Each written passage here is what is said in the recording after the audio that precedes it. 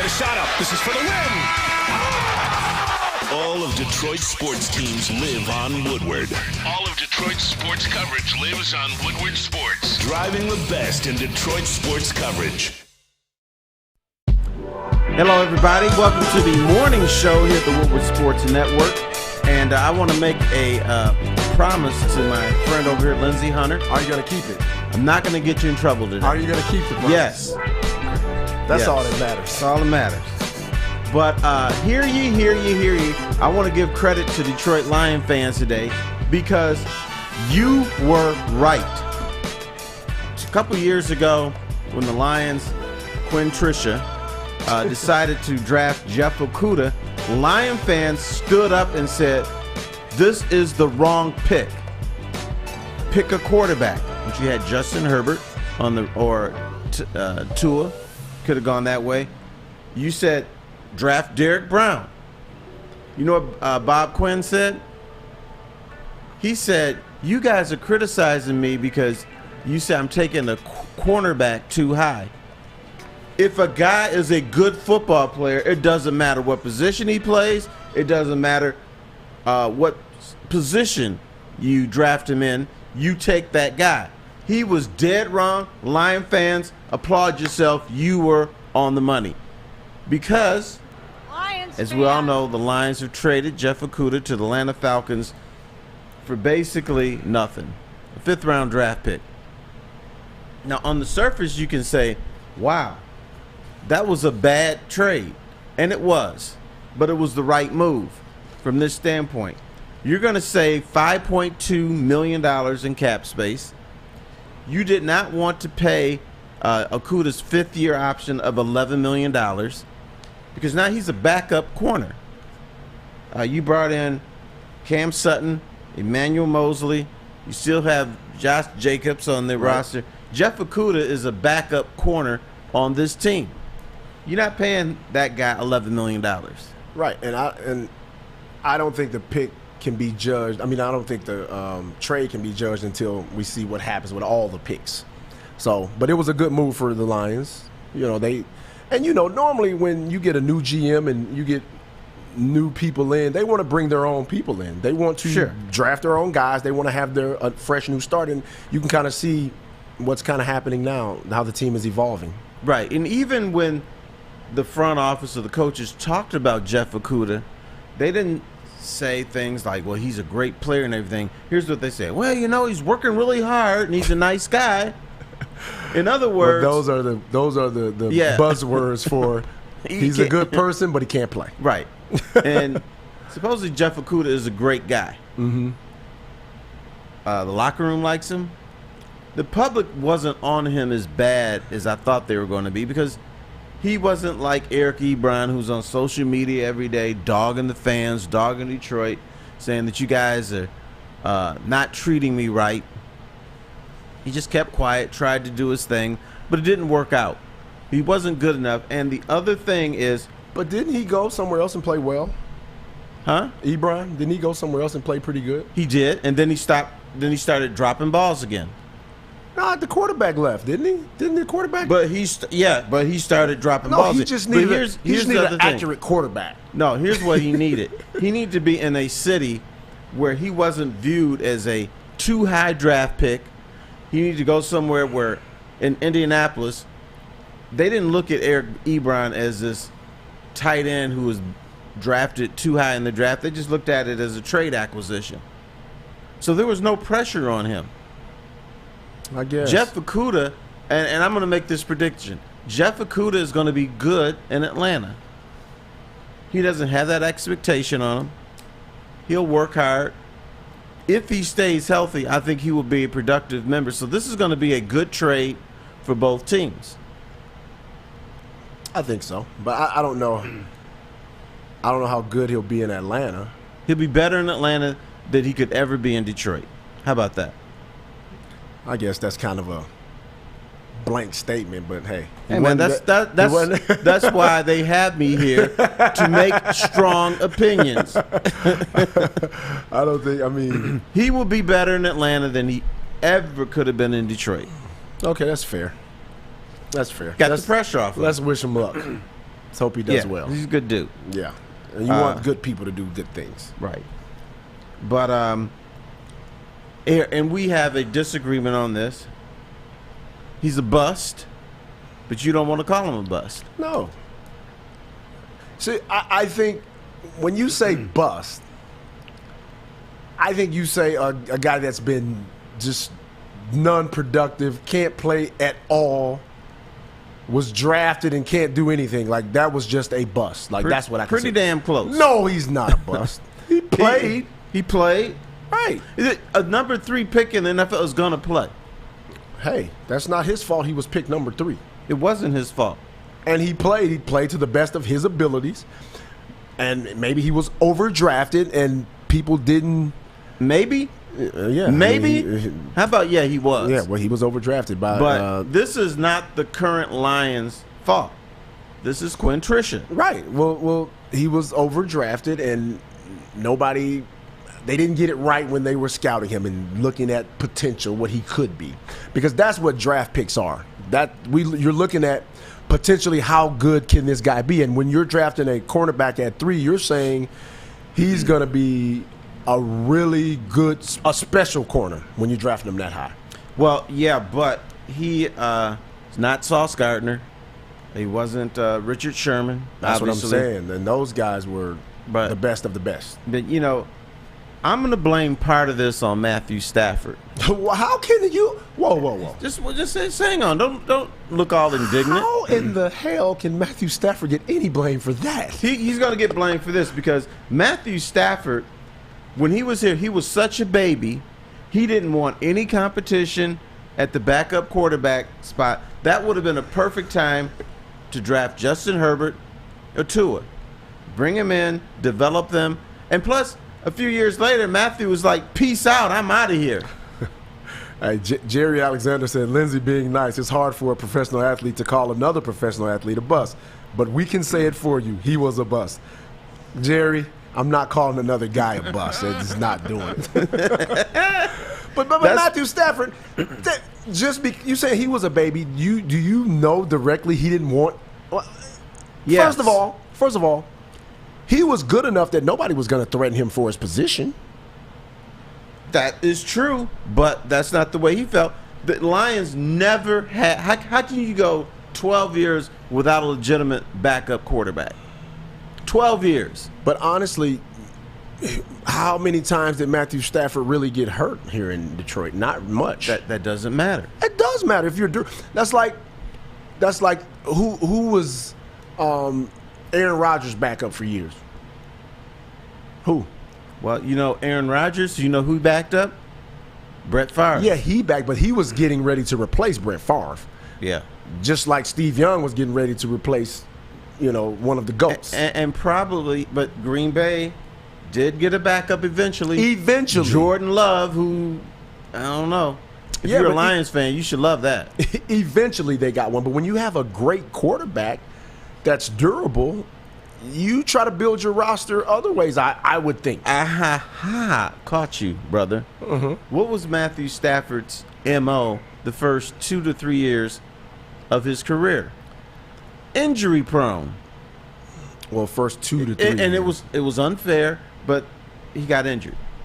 Well, I blame that on the offensive line because they didn't have a very good offensive line in the first 2-3 years, right? True, but the bottom line is they did not. Exactly. The bottom line is they never had a backup for him. But he put up all-time great numbers. You can get away with not having a backup, a good backup, or at least what you would call a serviceable backup. If you have a guy that's playing the way, okay. Caught you again, Buckethead. No. Who's let's just go around the league and see who's Herbert's backup in San Diego. Don't know, don't care. No, we don't know, right? But Matthew Stafford, how many playoff games did he win for the Detroit Lions? That's besides the point. That would be Zedis. Yeah, but that wasn't all his fault. Because it wasn't. We saw what happened when he got a complete team and went somewhere else. He won a Super Bowl. He was with the real team. Hey, call it what you want. He went somewhere and they had pieces and he won a Super Bowl. Remember that. I know that. So that backup quarterback thing is important, but it can be overrated. Okay. It can be, but let's say they had drafted Justin Herbert. You think he'd be starting today? And that'd be an upgrade of Jared Goff? Of course. Okay. So I go back to part of this is Matthew Stafford's fault because he didn't want to back up. So the Lions are also under a quote unquote, and I use this very loosely because it's bullshit, a must-win edict from Martha Ford. That's what they keep telling you. That is a bald-faced lie. Quintricia did not have a must-win edict from Martha Ford. But you read it in the papers. The people say it on radio. They say it on this damn station. There was no must-win edict. Here's what Martha Ford said. This team has to be in playoff contention in December for them to keep their job. That's not a must-win edict. That's a stay around 500, be the Lions of old, don't challenge for a championship, and you can keep your job. That's not must-win. Okay, Mr. Nice Guy, is that a must-win edict? To us, it's not a must-win, but maybe to her, that's her way of saying it's a must-win. Well, it's not a must-win, brother. I'm saying to her, maybe to her, because she, to her, that's her way of saying this is a must-win. I changed my mind. To me, that's I changed my mind. I'm going to make Lindsey say something bad about somebody at some point during the show today. What am I going to say something bad about him for? I'm just going to, speak the truth. And to me, that's not a must-win. And maybe to her, that is. To each his own. Everybody says things that mean something different. And I don't know what she meant. You might be right, but that's why the Lions were a joke of a franchise. The edict is, let's continue to be mediocre, and you can keep your job. I didn't get that out of it. Okay, let me repeat one more time. Before they drafted Jeff Okudah, because supposedly Quintricia felt the need to get a cornerback instead of a quarterback, she comes out and says, in order to keep your job, we must be in playoff contention in the month of December. Now, let me tell you this. Do you know if you have a record of, let's say, 5-6 or 5-7 in December, you know what you are? In playoff contention. I guess. You are. I'm not buying that. I'm not buying that.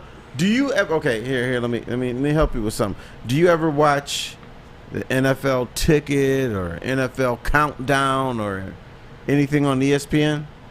Yeah, absolutely. Do you ever see where they have the playoff teams, and then they have those in the hunt? Those in the hunt, and a lot of the wild card teams have losing records. But anyway, you got me off track. I guess. Jeff Okudah had to be traded, and I tell you the financial ramifications of him leaving. Okay, we'll do that after the break when we get back.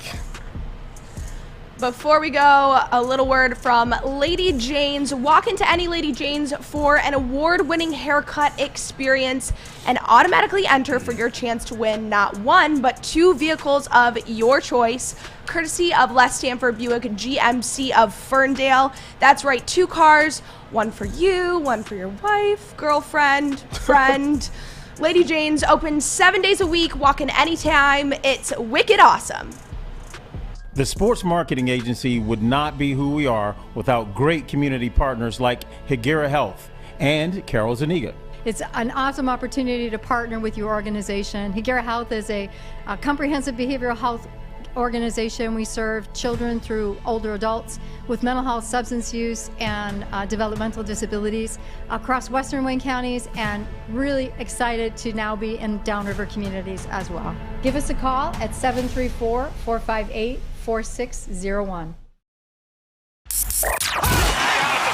Can't get enough enough Woodward Sports content? Head over to woodwardsports.com right now for up-to-date sports articles and great entertainment news. We have the best writers, bloggers, and coverage all at your fingertips. Head to woodwardsports.com right now to experience all Woodward Sports has to offer. All right, welcome back to the morning show here on the Woodward Sports Network. I'm sure you watched the games last night. Did you watch the playing games? Absolutely. Why wouldn't I watch those? Because there should not be playing games in the NBA. You know what? And you know who said that? Now, LeBron James. Yeah, but now he's in the playing game, so I guarantee you his tune has changed now. I bet you he's not. His tune has changed. His tune has changed. Trust me. All right, I think it's dumb. The first 8 teams make the playoffs. Right. How it used to be. Period. That's the way it should be. But I think it adds a little excitement. I like, I'm not a big fan of it, but it's more basketball to watch. So anytime I can watch more basketball, I'm going to watch it. But last night, the Lakers were in a dogfight with a shorthanded Timberwolves team. Right. And they were lucky to escape that game last night. Bro, when are we going to finally say the Lakers are not that good? Well, I've always been saying it all season. Okay. But there are other people around the country who think the Lakers are going to win the championship. I've heard several people say the Lakers are coming out of the West. Right. They can beat anybody in the West. Or they're going to win the championship. Or at the very least, you don't want to play the Lakers. Oh, my God. Yeah. Yes, you do. Yeah, I fear LeBron still. Who knows what day-to-day Davis is going to do. Well, here's the thing. Watching them last night, LeBron was great. He had 30. Anthony Davis had 24. Mm-hmm. But they struggled, and the Timberwolves struggled. Right. But you said something yesterday that I concur with. Mm-hmm. The Timberwolves are better without Rudy Gobert. I told everybody that. People were going crazy. Well, why wouldn't you keep Rudy Gobert? I said, because they play better without him. I said, didn't you watch the playoffs when he was in Utah? Did you see what the Clippers did to him? Right. They went small because they knew if you throw the ball to him offensively, we're winning. Because he has no offensive arsenal. So they spread the floor, and they made him come out and guard, and they destroyed him. So he's a liability defensively when you're playing small ball because he doesn't dominate the boards. And offensively, he can't do anything remotely of being an offensive threat. Why didn't that work with Ben Wallace and that Pistons team? Because Ben Wallace is a smart basketball player. And he doesn't try to do anything he can't do. Rudy Gobert, he thinks he can score. I don't know why, because he's never been a scorer. Instead of getting himself in position, in the dunker, which is around the basket, and make yourself available for easy buckets, he wants to post up in the way, which causes a cluster in the paint. Right, but true or false? Mm-hmm. Did Ben sulk when he wanted the ball early in the game for some offensive touches? Terry, Ben never sulked. He got pissed. Pissed when? At you guys. No, he never got pissed at us. Oh, you missed it. No, I didn't miss it. I talked to him every single play. But I knew when Ben got pissed. Oh, but you say he doesn't get pissed. No, I didn't say he didn't. I said he didn't in the situations you're talking about, sulking about the ball. No, he never got pissed about the ball because he could go get it. Right. But but Larry Brown felt an obligation, and then Flip Saunders mostly, to give Ben the ball a couple times early in the game. Larry did, Flip didn't. And that's where the problem came in. Flip didn't value being the way that the prior regime did. And that caused a lot of friction. Okay. So he was more so pissed about the situations he was put in, more so than not getting the ball. I mean, that was never a big thing to Ben. Ben wanted to win. Right, but he used to complain to us that my teammates are not, it would be in stretches, they're not playing good enough defense. Oh no, he's gonna always complain about that part of it because that's what he was. That's who he was, and he had no problem holding anybody accountable that didn't guard. And the problem we had when Flip Saunders got here, Flip wasn't a defensive coach. No kidding. Yeah, well, Flip tried to, because our whole thing was, the Pistons can't score enough, and that was never the problem. We had more than enough guys that could score the basketball. So Flip was brought in basically to kind of revamp our offense, but our defense suffered because there was no attention to detail, there was no accountability, and that was going to be that wasn't going to be good for Ben anyway, because Ben just didn't that environment wasn't good for him. Right. Environment where defensive principles weren't valued, then you're not valuing him. So that's kind of how that went. Right. Now, I did see some ugly games under Larry Brown. Like, y'all beat Indiana like 63-61. But here's the key word. You won. That's what I was about to say. Right. You said we beat. Right. So to me, a win is a win. I don't give a crap how you win. You win. And that team just had an ability to just guard, man. It was unbelievable at times being a part of it, just because you don't understand how good that team was until you kind of look back at it. But defensively, man, it's hard to find a team better. Hard to find a team better. So in other words, that explains somewhat Rudy Gobert, his team's being worse when he plays. Because just because you block 2 or 3 shots a game doesn't mean you don't get beat 8 or 9 other times that we don't see, or you can't close out on a guard or something like that, and you can still get your 3 blocks but give up more points. Well, watching him play, man, it's just something he just hadn't figured out. He hasn't figured out how to complement his guys offensively, where he doesn't get in the way, but he's still an asset. Like he clogs the lane, and if you watch him, his offensive skills are just, to be in the league this long and not have any offensive skills is kind of like, man, what are you doing? So if you don't have any offensive skills, then you have to figure out another way to be effective. Like, I watch other guys that aren't that great offensively, but they contribute. They're either awesome offensive rebounders, getting you extra possessions. They're dominating the game in other ways, and he just hadn't figured that part out. And I think that's why he's being traded all the time and talked about being traded or not playing. Or do you know what those guys do? In the off season, I'm convinced there's an NBA mad professor.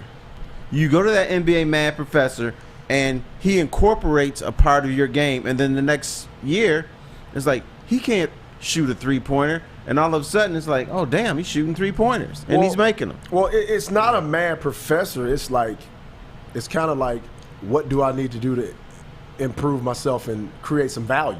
Right.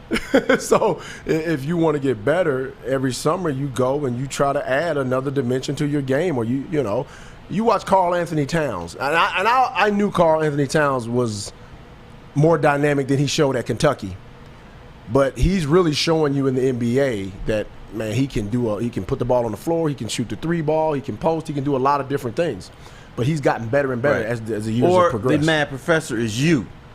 You are the mad professor that goes in that gym and decide, and maybe you get some help, maybe you find a shooting coach or I don't need somebody. Not you, but the lesser players.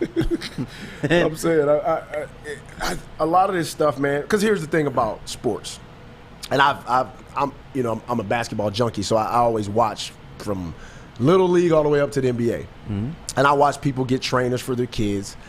I've watched kids get trained by, soccer trainers, baseball trainers, football trainers, and the one thing that irks me about basketball, this irks me. Anybody can start training a kid in basketball. He doesn't have to have a skill in the world, and he'll go out there and jack this kid up with all type of incorrect fundamentals. Mm-hmm. But you go look at soccer trainers and baseball trainers; those are guys that played. and they're teaching kids the right way. Right. You'll never find a guy that didn't play soccer go train a kid in soccer. But you'll find thousands of guys, basketball trainers. I'm like, he can't make a layup. How is he training a kid?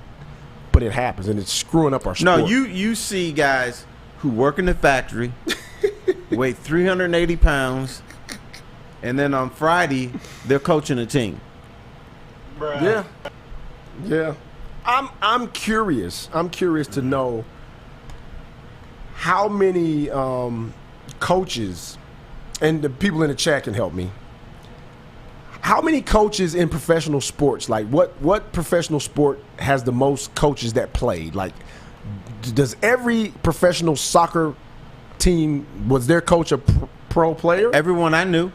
Was every baseball coach, manager played? Did all of them play? A good percentage, but not everyone. But a very good percentage. Okay. I know not all the football coaches played. Unless you're coaching with the Detroit Lions, then everybody played. That's good. That's a good thing. At some point. And I definitely know in hockey. How about hockey? Every hockey guy was a you player, just right? can't walk off the streets and it's too complicated.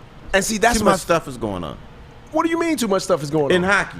It's a lot of stuff going on in basketball, but you get guys that were managers. You get guys that were managers somewhere that grow to be head coaches and GMs in basketball. Right. How can that? I mean, that just. I mean, and I'm not knocking those guys because you work your way up and you do what you do. Mm-hmm. But so in hockey, is there any time a guy can like be like a manager or something and they turn into like a hockey coach, a head hockey coach? Normally they play, but I tell you, the sport probably with the most people who didn't play was football. Here's why. Like I've had too much time on my hands and stuff. I go through college curriculums, and they have just about every school has a football coaching class. Interesting. I haven't seen it for baseball. I don't see a baseball coaching class. I don't see one for hockey. Don't see one for basketball. But just about every school has we're going to teach you how to be a football coach. And, you know, most of those people are just like, oh, shoot, I need 3 credits. I've never been close to a football field. I think I'll take this class. I can get an easy A. So I would say football, except for the Detroit Lions. So Eminem says it's the same thing with high school sports. A bunch of guys who never played the sport becoming coaches for some beer money. Yeah, but I'm not going to dog them. You know why? Why? Because there's so many people who don't want to do it, who refuse to do it. So you need anybody you can get to teach our youth. No, you don't need it. That's the problem. You just said what the problem is. We need anybody we can get to teach our youth. Because then nobody's going to do it. Well, we don't have. Sometimes nobody is better than somebody that doesn't know what the hell they're doing. So it's better for me as a kid to be sitting on my ass, God, not playing anything, than to have some dude try to teach you. Now, when we were kids, we would get these guys. I don't know who they were, but they would try to teach us to play baseball. See, and here's another sport like baseball. I can't imagine me never playing, not just playing in the neighborhood, but trying to teach my son to play baseball. But we'll get back to more of that after the break. But first, a word from Cintron. Cintron is the official energy drink of the Detroit Red Wings. Right now, they have an exclusive offer for Woodward sports fans for their limited edition Red Wings 6-pack. Only $15 plus free shipping. Head to drinkcintron.com/Woodward. That's drinkcintron.com/Woodward and try it today. All 3 delicious Cintron flavors. My favorite's the classic. That's drinkcintron.com/Woodward. You don't have to go to the beach, man. You don't have to get your butt crack full of sand. You just need a little chili peppers, man, to get that glowing beach chili peppers tan.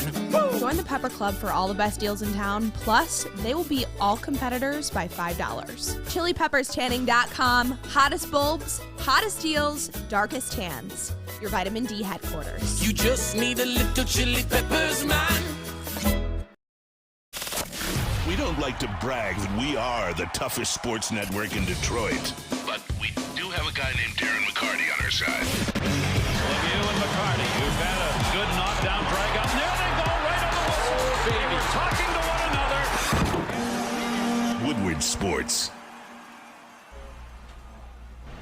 At Alta, uptime matters. Alta Equipment has everything you need to get the job done. Have a big project coming up? Well, Alta Rent has you covered. Call them today at 844-GO-TO-ALTA. Once again, that's 844-GO-TO-ALTA. All right, welcome back. Morning Woodward Show. Terry Foster, Lindsey Hunter. Haven't gotten you in trouble yet, and I'm not going to, I promise. But there's a possibility in this segment because Jeff Okudah didn't work out with the Detroit Lions.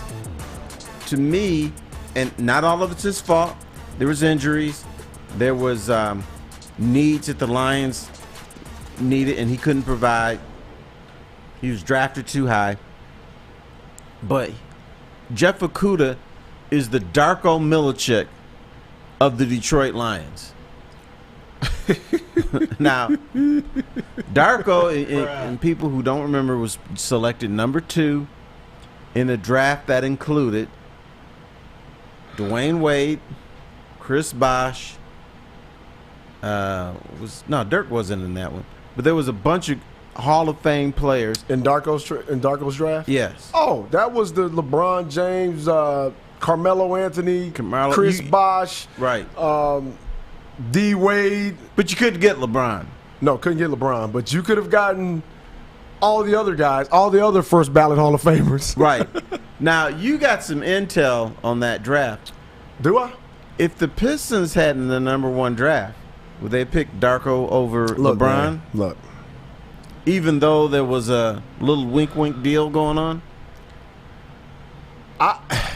From what I heard, there were people trying to convince other people, and I saw this last night somewhere. I think I was half sleeping. It was on ESPN talking about stuff like this, and Mike D'Antoni also was one of the people that said Darko will be a much better pro than LeBron James. He's more skilled and da-da-da. He can play more positions. D'Antoni said that. So there were a lot of people selling this Darko thing as, could be the number 1 pick. And they was like, oh, his pre-draft workouts were phenomenal. I don't care how good his pre-draft workouts were. And Darko's my guy. I love him. Good guy. There's no way in hell I'm taking anybody in that draft class over LeBron. Good for you. Now, here's what I heard about Darko before he was drafted. Darko Miličić was and I'm going to call him the biggest Detroit bust in history. Darko Miličić, not draft bust, biggest bust in Detroit. Darko Miličić, Juan Gonzalez, because Juan Gonzalez, who played for the Tigers, didn't want to be here, so he showed his ass for the year or so he was here, and then he got out. Andre Ware, Heisman Trophy winning quarterback, who the only reason he started is because the fans were pressuring Wayne Font so much. You got to play Andre Ware. You got to play him. We as writers saw him in practice and said, this dude does not belong on a football field in the NFL. Well, there's a lot of what ifs in Detroit, or in sports in general. That's like, what if the Pistons didn't take Stanley Johnson and took Devin Booker instead? Right. What if the Pistons didn't take, what's the lefty from Duke? Oh, I know. The little white guy? Yeah, right. And what if they didn't take him and took Donovan Mitchell? No, baby boy, let me tell you this. That year, Donovan Mitchell worked out at the practice facility, and there was a bunch of other dudes. The day he worked out, I was there. Now, we couldn't see him play. Right. But after it was over and before we got to talk to coach and and the players, they would bring the players in. One of the assistant coaches came out and said, "We just got our guy." And I said, "Who?" This kid, Donovan Mitchell. He killed everybody. And so this is, he said, "I can't guarantee, but this has got to be the guy that we're picking, because nobody was as good as this dude that we've seen." Yeah, and we did just the opposite. So what are some what ifs in hockey in Detroit? What are some what ifs? What if we had taken some other guy instead of the guy we took? I'm asking the chat too. Give me some what ifs in hockey. Who are some guys that we probably skipped over that end up being all-time greats that we could have picked?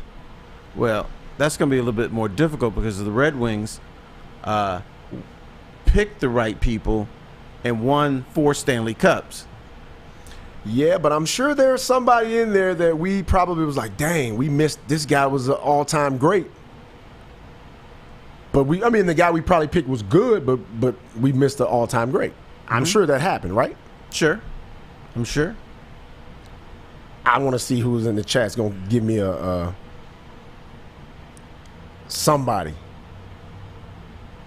Because I have no idea about the hockey. You're not going to call Okudah a bust. No. But I'm going to tell you why this is great for the Lions. A lot of times what people look at, the average fan looks at it this way. The Lions used the number 3 pick on Jeff Okudah. They traded him away for a 5th round pick, so it was a bad trade. Right. No. What you have to do is you have to clean up somebody's mistake at some point. A lot of times in sports, it's more important to have the cap space than it is the player. Right. Hey, somebody said, what if the Pistons traded Lindsey Hunter and T. Mills for Tim Duncan? Trade wouldn't have went through. No. You were part of the biggest trade that never happened. What trade was that? It was always, hey, can't they trade Lindsey Hunter and Terry Mills for David Robinson, dude, or Tim Duncan? I'm like, no, dude, that's not gonna happen. See, that's what people. At-home scouts kill me with proposals like, dude, nobody trade. You even disagree with that trade. Man, I wouldn't trade me and Terry for Tim Duncan. Are you crazy? But you were part of that was a myth, legendary non-trade. I asked to be traded once. Did you? Yeah. I asked to be traded. Because you wanted out, or you wanted to be somewhere special? No, I wanted to be out. Okay. Because I got tired of Doug.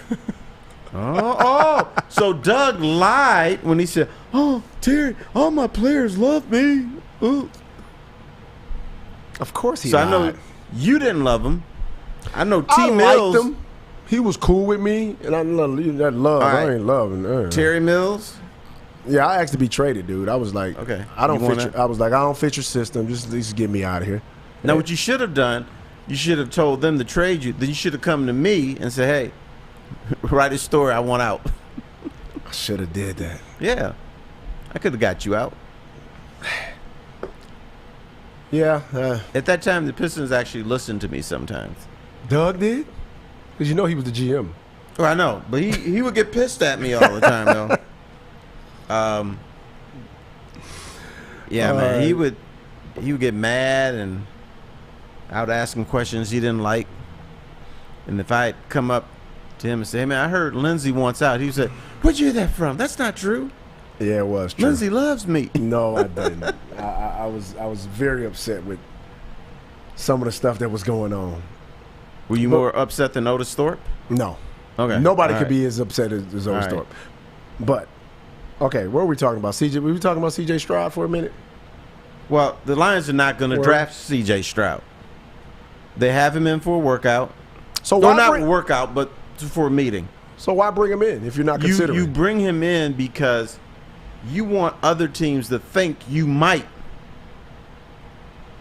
draft him. Right. So smoke screen. Right.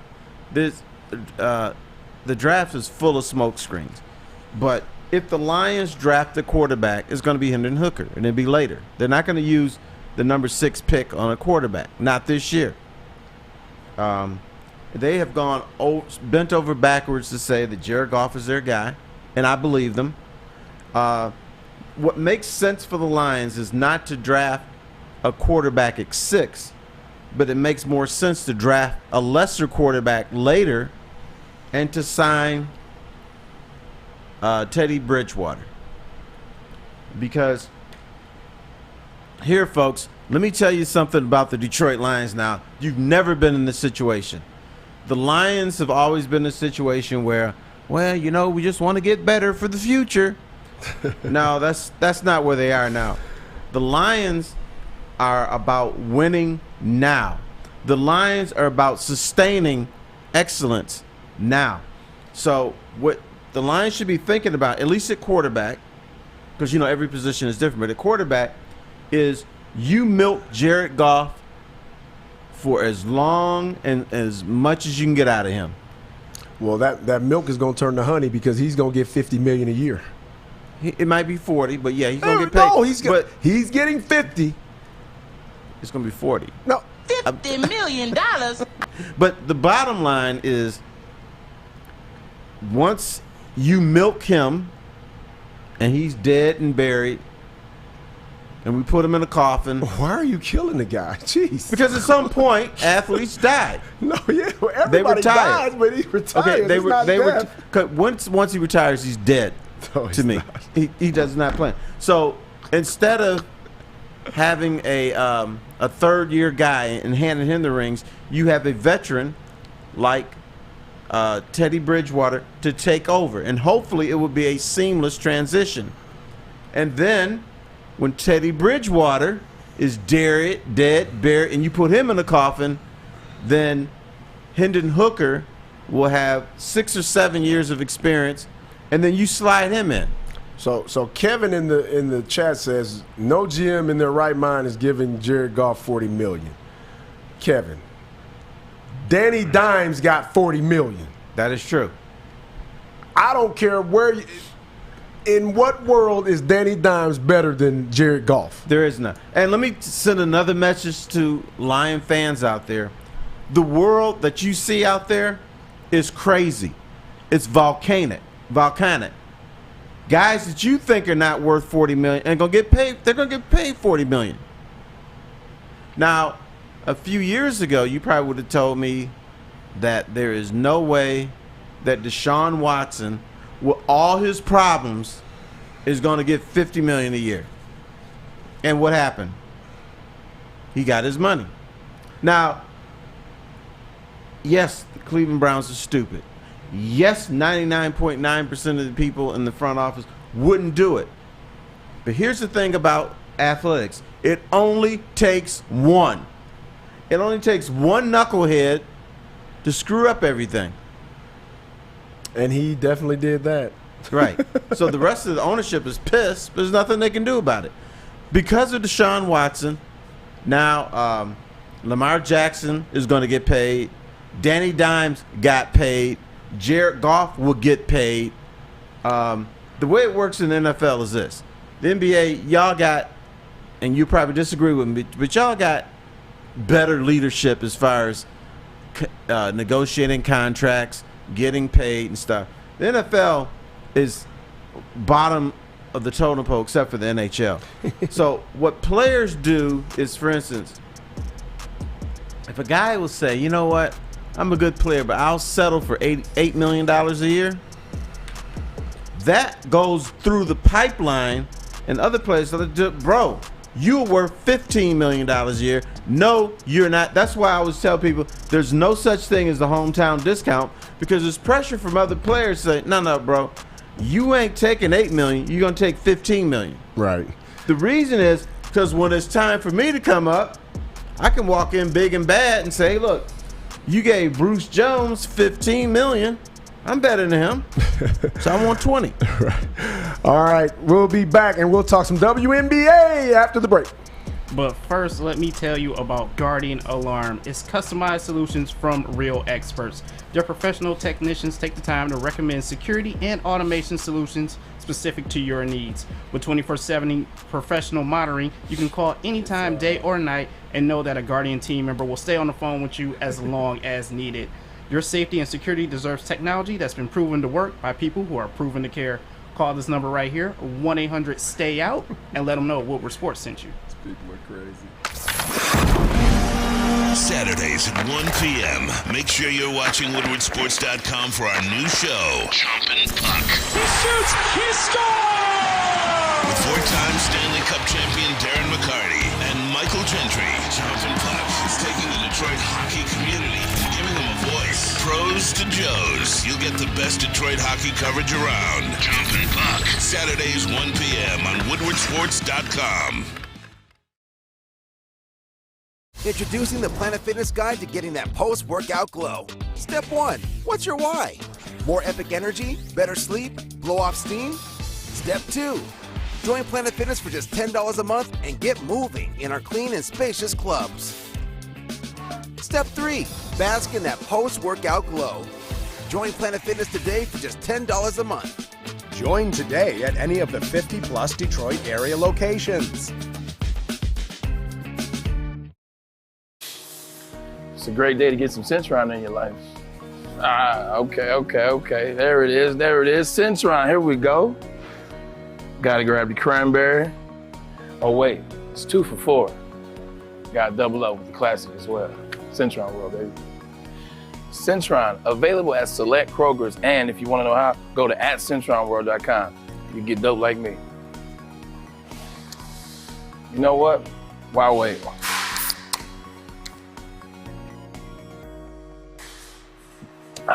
Great taste, guaranteed.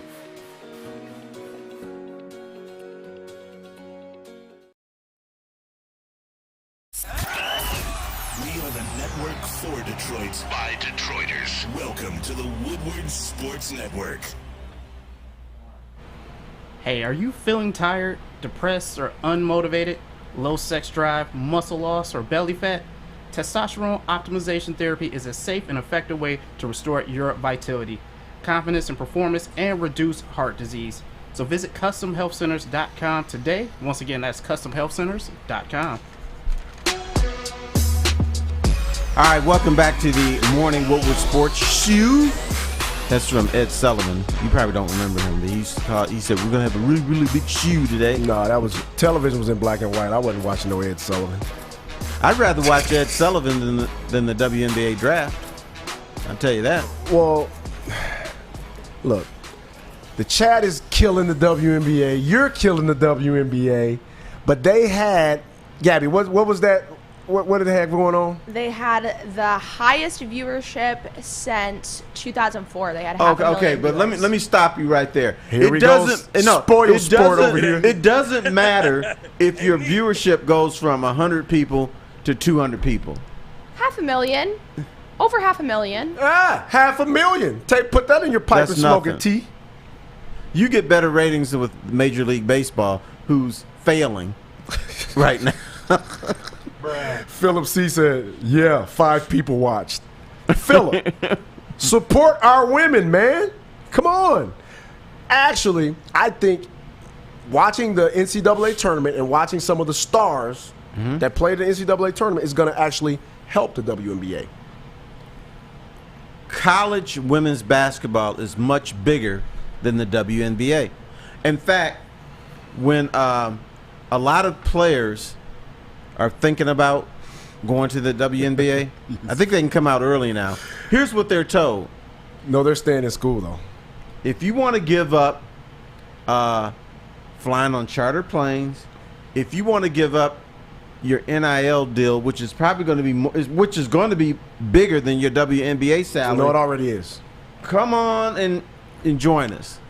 So somebody says, Lindsey, would you rather have $100 or your favorite WNBA team win a championship? I want my favorite WNBA team to win a championship.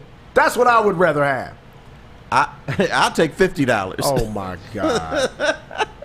See, this is the problem. So I watch the WNBA. I'm a basketball fan. I watch the NCAA tournament because I'm a basketball fan, girls and boys. Gabby, did you watch the WNBA? No, I didn't. See, Gabby's part of the problem. I am the problem. I am the problem because I'm sitting here. I'm like, why doesn't everyone support the WNBA? And then I'm like, well, I also didn't watch it, so I can't really point any fingers. Here's the only way women's sports can work. If the men have to get involved. If the fellas can say, you know, sometimes like we might go, hey man, the Pistons are playing or the Red Wings are playing. Let's go to Buffalo Wild Wings and have a couple beers and watch the game. So here's a guy, Mark Royal. He said, I watched the Shock win 3 championships and those games were great. I agree with you, Mark. I watched them too. Congratulations. And the Shock, hey, let's go to the Palace next year or the LCA to watch the Shock play. Oh, we can't do it because they're no longer here. They're in Tulsa. Well, the Palace is no longer here either, Terry. I know. I said LCA. Oh. I corrected myself. You started with the Palace. Palace has been mowed over. I look at it every day when I drive to work. That's where they play. They haven't built anything there yet? Nope. Empty lot. There was cars in it before, just full. Oh, yeah, the parking lot cars of are gone cars. now. Yeah, now there's just like piles of sand. Yeah, I wish the Shock still were here, but, you know. I support women's sports. I do. Because I like the fact that when I'm watching the NCAA tournament this year, when I watched it this year, you actually saw, great basketball. You saw great individual basketball as well as team ball. It was phenomenal to watch. And watching the WNBA, watching some of the stars move to different places, teams, being constructed. New York is going to have a great team. LA is going to have a great team. It's going to be fun to watch, and I'm going to watch it. I don't care what nobody says. I'm going to watch it. I only watch when Candace Parker is playing. Because she can play, but she's also fine. Terry. Candace Parker's not fine. Is that what you're saying? I did not say that, but that's not why I'm watching. That's like you're just exemplifying one thing that we're not supposed to do. Let me give you is why. Be sexist while we're watching the game. We're watching the game and being objective and really enjoying what we're watching. Not just all right, Bull Moose. Here's the only way the WNBA can not only thrive but get really, really big. If the fellas are hanging out on a Friday night and somebody says, hey, let's go to the bar, have a few beers and some snacks. Let's watch the WNBA game tonight. Now, if you have 10 friends and you throw out that invitation, how many are going to actually go with you to the bar to watch a WNBA game? Depends on how fun of a person you are. Exactly. Oh, so it's up to me. Yes. Yeah. You got to be the life of the party. Oh. But for the most part, you'll be there by yourself. Then you must not be a fun time to hang out with.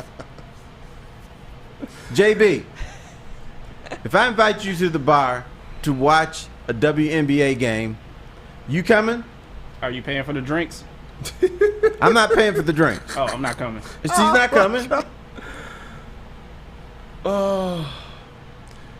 Chuck Brewer says, Lindsey, women are watching the NBA and are talking about the looks of the players.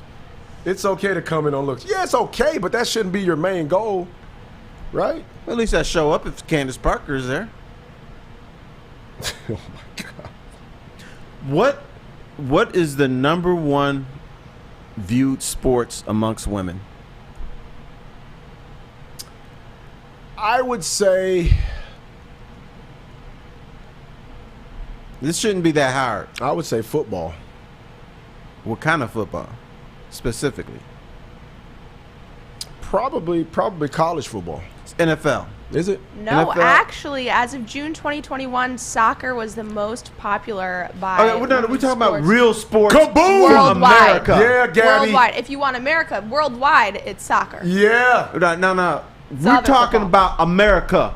We're not talking about worldwide. I know soccer is number one, but not here. Hold on, man. Wait. D Black said Lindsey is giving PC answers. Terry speaking facts. I'm giving my truth. Okay? Don't tell me I'm being PC. That's my truth. I love basketball. I'm watching all of it. Hey, everybody out there in the chat, I want to apologize. It's my fault that Lindsey's being PC today. I'm not being PC. I watched the WNBA. Because I've beaten Lindsey up all week, got him in trouble with his boys, and I'm not going to do it today. So Lindsey is he's just going to be this sweet little guy. No, how can somebody tell me I'm being PC when I go watch. But you like everything today. No, I don't like everything. And you know what? I can tell. I watch basketball. I go watch pickup basketball because I love to laugh, and I go to like random gyms and watch basketball. You go and laugh at people? Yes, I do. It's funny. That's not nice. Yeah, it is nice. So you're laughing at your fans? Yeah. You think they're jokes? When they try to play basketball, yes, they are jokes. They are. It's very funny. It's entertaining. So, you were talking about the distinguished gentleman, Lindsey capping. No, you're capping, distinguished gentleman, and you're not distinguished. Let me just say that. Now, I will say Lindsey is very distinguished. No, this guy isn't. No, I said you are. Oh, appreciate that. You can tell Lindsey's not going to bite he's not going to criticize anyone. He's in a really good mood. I can tell when Lindsey's in a great mood. You can see his dimples. His dimples start to show. Mike G said Lindsey laughed at me at Lifetime Fitness. See? There's people in the chat that probably tried to play. Lifetime Fitness. Oh, great basketball there. Oh, my God. God. Great basketball there. No, it's not. It is physical. It's all hell. See? Did I tell you the story? One of my last times playing at Lifetime. You were playing? Yeah, I was. I wish I was there. You would have been laughing at me. You damn right I would have been. Because I can't shoot. Oh, God. I just drive to the basket. That's what I do. So anyway, there is a, every foul is contested there. Dudes get into a fight over a foul. So a guy hauls off, punches a guy. He punched the guy who threw the punch, threw it so hard that he broke his ankle. Oh, God. You got knocked up. He didn't hurt the guy he punched. He hurt himself. Lifetime is nuts. Now, we also used to play at the YMCA. Yeah. And I got to guard a very famous player. Wait, I got a supporter. Stephen Baffy says, Lindsey, I'm with you. There is nothing PC about not being sexist and misogyny. Misogyny. Oh, God. Supporter. What is this, Worm Boy Radio now? Come on. This is the fellas talking, man. We get real. We do get real, but we can look. So I've coached girls basketball. Okay. Congratulations. Boys. Okay. 6th grade, 7th grade, 8th, all the way up. So I have a different experience than most people. So I've gotten to coach girls. I've gotten to see what it's like, high school girls and all that stuff. You know, I've got to be around college girls, basketball teams. So maybe my perspective is different. So that's why I enjoy watching all that stuff. You are a lover of the sport. People that on the outside that just take it at face value and say, oh, they can't dunk or whatever.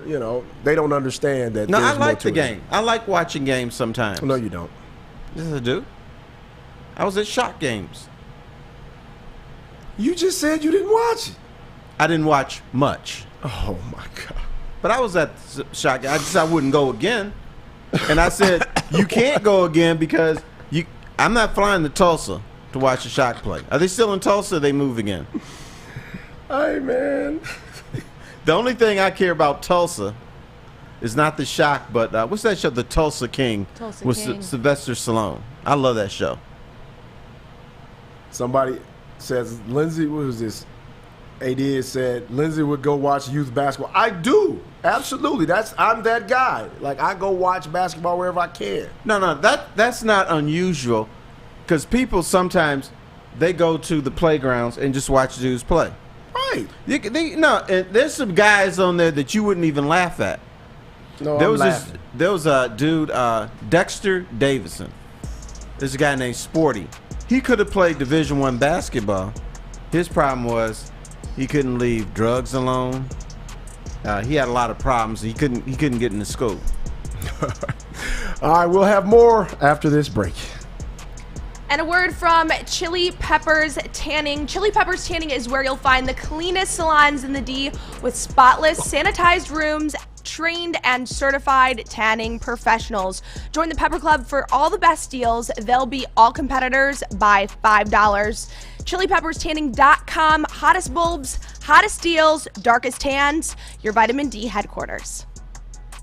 Walk into any Lady Jane's Haircuts for Men for an award-winning haircut experience and automatically enter for your chance to win not one, but 2 vehicles of your choice, courtesy of Les Stanford Buick GMC of Ferndale. That's right, 2 cars, one for you, one for your wife, your girlfriend, or your best bud. Lady Jane's Haircuts for Men, open 7 days a week. Walk in anytime, sign in, sit down, watch your favorite team play, and before you know it, your hair will be game ready. Let one of our talented, award-winning stylists make you look handsome and clean. Lady Jane's Haircuts for Men. It's wicked awesome. Since the dawn of moving people, Chevrolet has led the way. The world of transportation is changing. At Feldman Chevrolet, we are leading the charge forward. With every electric vehicle, every mile traveled, one Feldman at a time. The company that puts more Chevys on Michigan roads is now the #1 name for Chevy electric vehicles. Get a shot up. This is for the win. All of Detroit's sports teams live on Woodward. All of Detroit's sports coverage lives on Woodward Sports. Driving the best in Detroit sports coverage. All right, we're on the Woodward Sports morning. Oh, sorry. Go ahead. Do your thing. I gotta give Big Boy a word because the Seafood Fest is back at Big Boy, and you can catch it while you can until April 17th, Monday, April 17th. Some favorites like shrimp Alfredo. I know that was your favorite, Lindsay. Yes. Shrimp stir fry and the new fish sandwich. Go to your local Big Boy today, and don't forget the all-you-can-eat fish fry buffet is this Friday night. You know what I love, and you're going to criticize me because you're a Bayou boy. The Big Boys, I love the clam strips. What? You ever had clam strips? Yeah, not at Big Boys, though. I had the real ones. They're real. They're real clams. As far as you know. They're good. Yeah, they're probably decent for, Midwest. Oh, yeah, I know. You're a snob. I'm not a snob. You are a snob. Now, what is Mississippi known for? Mud pie. What? No, that's just television. I've never even heard of a damn mud pie. What is that? So if I go to Mississippi, I gotta get mud pie. No, dude, I don't even know what that is. It's chocolate pie. No, dude, I've never had a chocolate pie in my life. And you from Mississippi? Yeah, we don't do crap like that. My mom what do you eat in Mississippi? I mean, my mom cooks the typical soul food type stuff. So it's the same here. No, it's a little different. Is. It's different. Well, it's a lot of people from Mississippi and Michigan, so right, you're probably right. Not like my mom's though. Our people were from Georgia and they came up here. Exactly. So, all right. You know what this month is, brother? No, what is it? It is Alcohol Awareness Month, and you don't drink beer. No, absolutely not. So, what is your drink of choice? Well, I haven't had a drink in I haven't had a drink in 6 months. Oh damn! I thought you were gonna say 6 years or something. No, like 6 that. months. Because I like. Are you cleansing or? Yeah. I've been on this workout regimen. Somebody gave me props for my guns on thank you. I have been working out a little more. Trying to be physically fit. Gabby's got guns too. Yeah. Gabby drinks. Sun's out, guns out. Yeah, I haven't been drinking. I haven't been drinking at all. Because I just said I'm gonna try to get in tip-top condition, just work out a lot. So I really haven't been drinking at all. Try for the Pistons again? Nice. No, I'm not. But there are some guys out there that I probably can. Oh. I'm just joking. No, but you old guys always say that. I can make a roster still. Well, in today's game, I can stand in the corner and knock down a three. Mm-hmm. I can dribble the ball up and pass it to the wing. And I've seen some guys out there that I'm in a little better shape than they are right now. But I'm not going to call names. No, I'm not. I didn't call names, Terry. Now, you are not in better shape than any of the Pistons because they are running constantly up and down the court. Some of them are running. Who's not running? Some of them are galloping. Okay, damn. Who's galloping? I don't know, man. I'm just talking. Isaiah Stewart? No, Stewie. I like Stu. Is he galloping? No, Stu. I like Stu. Stu's a good piece. Stu's a good piece to. Okay, who's galloping? There's a couple of guys that were galloping, but the season's over. So let's get back to the alcohol awareness because I'm not drinking anymore. My thing is that I've gotten into. I used to drink beer, and I still do sometimes, but I've been getting into bourbon. Really high-end bourbon. And I know you turn up your face because you're kind of a weakling when it comes to drinking. Yeah, maybe. Hey, who has a bourbon? The fighter has a bourbon, right? Conor McGregor? That's Scotch. Oh, yeah, Scotch. Okay. Bourbon, Which is Scotch, nasty. what's the difference? You know what Scotch tastes like? It tastes like take a rag and allow some fungus to grow in it. Dip it in water for 3 days. Pull it out and suck on that rag. That's what Scotch tastes like to me. Oh, Steve Spinzola said, Proper 12. That's the name. That's it, Proper 12. Proper 12. Even if I did drink, I wouldn't drink his stuff. It just tastes different. But you got to get the good American bourbon. What's a good American bourbon? Let me see. I've been getting Eagle Rare. It's delicious. Never heard of it. Of course not, because I drink the high-end stuff.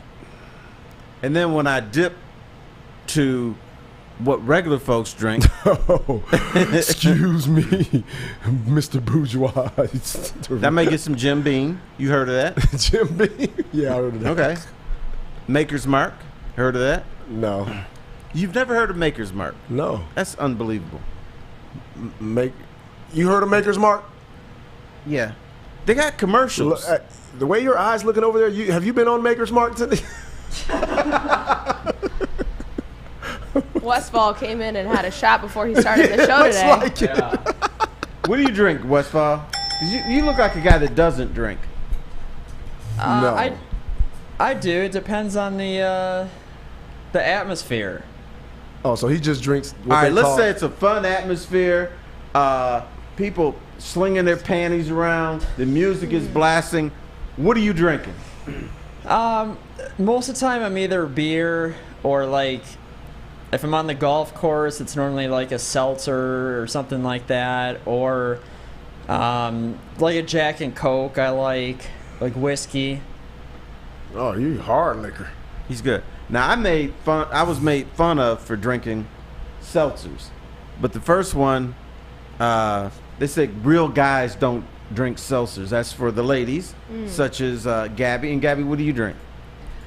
Depends on my mood. But if it's like a seltzer kind of day, like you're on the boat, I like mom water. What? Okay. Mom water. It's vodka water in a can infused with like different flavors, and they're named after like stereotypical mom names like Karen, Linda. Oh yeah. I'm not drinking the Karen. But they're great. I love them. All right, let's say you're in a Never pissed heard off of it. mood. Yeah. And I'm slamming the drink. What is it then? Casamigos Blanco. Who? See, I think Casamigos is overrated. I think most tequila people would probably agree with you though. Yeah. But I can't help it. I love George Clooney. Yeah. I think it's a trendy drink. Yeah, I think for it's sure. trendy. For All sure. right, now, kids, I got a tequila story. I was in Mexico, and people heard I was at the Sun Bowl. Did you run away again? Huh? Did you just run away again? No, I didn't run away. Because you run away a lot. You remember you ran away to Canada? No, I was kidnapped and went to Canada and got drunk over there. Man, that stuff over there, man, that beer, man, gives you a headache. Armand says, does drinking Karen makes you act like a Karen? It does. That's why I'm not going to drink it. But, no, the Karens come after you. No, but I was at the Sun Bowl, and I've told this story on the afternoon show, that we went over to Juarez, it's across from El Paso, and we got hammered. We were down, it was me and like 3 other girls, and we were just having a good time.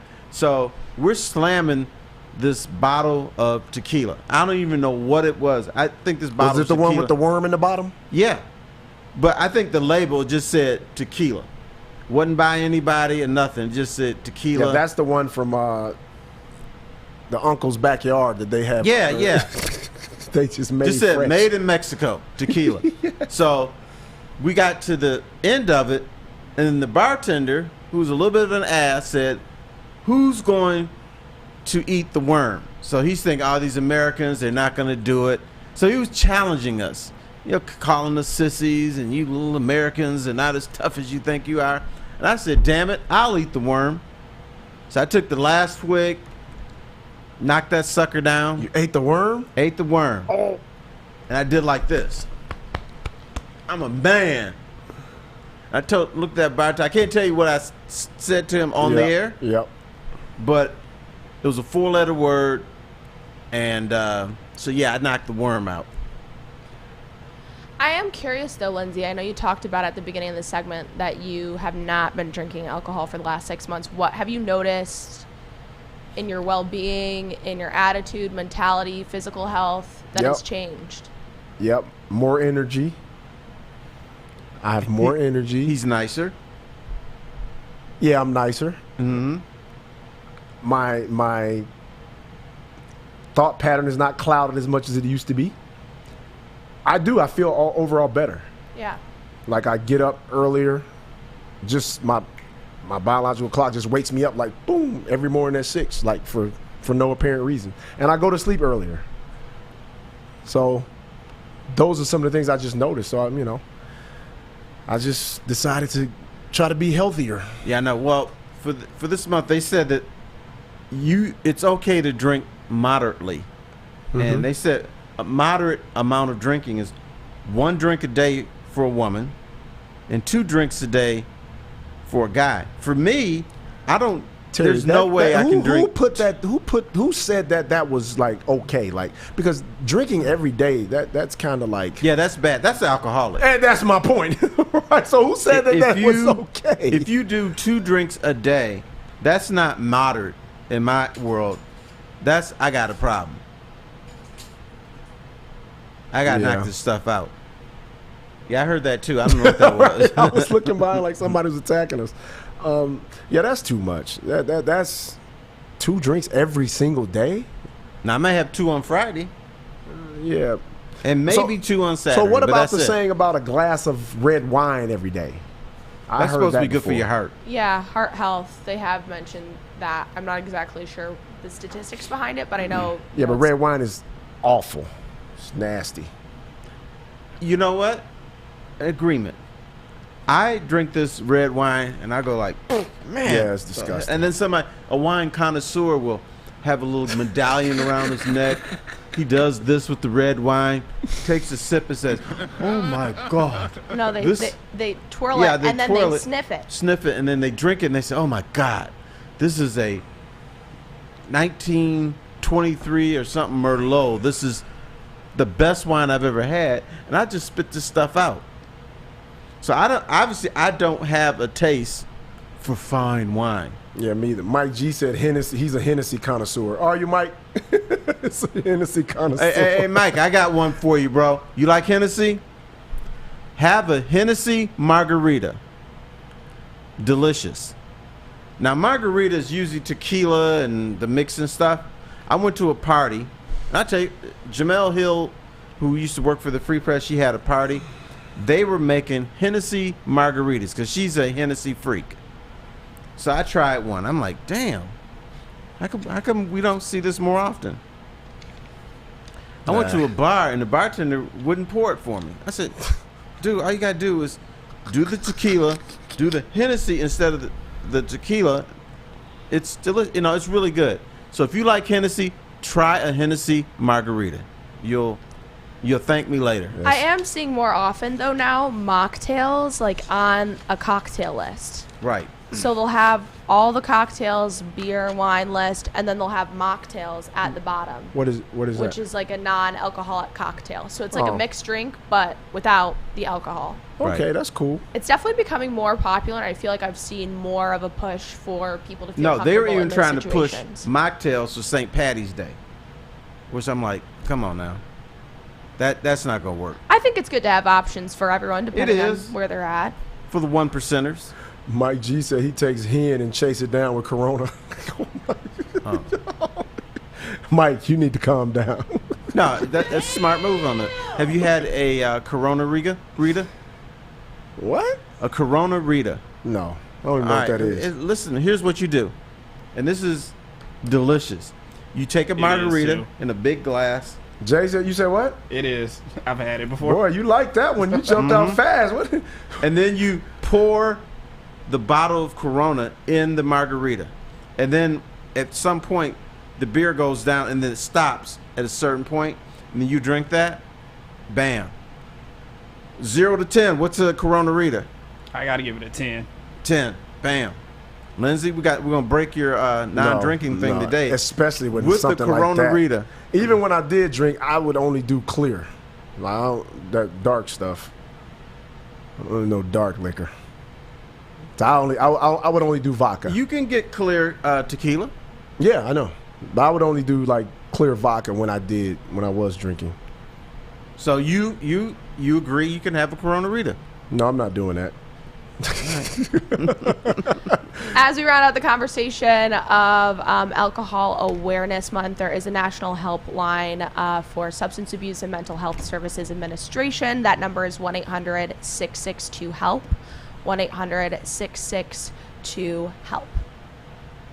Beautiful public address thing. Yeah, that was good alcohol segment, but I'm a non-drinker, so let's go into the break. We'll talk about it later. All right, but first, let me tell you all about Swiss Insurance. Be sure to check with Swiss Insurance this week for your commercial insurance review. Many businesses choose a January 1st effective date, and Swiss can help make sure you have the proper coverage. Email Mark today at mark@swissins.com. Give him a shot. Guarantee you won't be disappointed. You've heard of Gordon Ramsay. You've heard of Bobby Flay. But Thursday night Master Chef Brad Holmes will be in the kitchen with all of the ingredients needed to make a great dish on draft night.